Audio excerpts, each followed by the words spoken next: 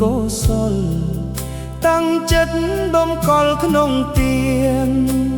សិលភាវៈនីកម្មអ្វីឲ្យផលជួបតែស្នេហ៍និរាស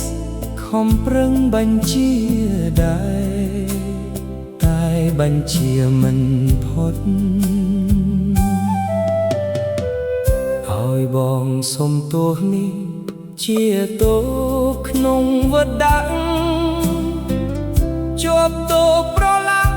ច្រវាក់ចងទុកកំពីបបវេដល់ពេលកំណត់ឲ្យយើងព្រួតចាចោលគ្នាបាននេះហើយអូនអើយជាគូកម្មអូនហើយនឹងបងមិនអាចយកអ្វីមកចោលចំណងទាំងពីរប្រាកំពីដែលយើងមានទាំងប៉ុន្មានសូមឲ្យជាមេរៀនបងរៀនជីវិតទោះបីបងព្រាត់ពីអូនព្រាត់ដោយចិត្តស្មោះ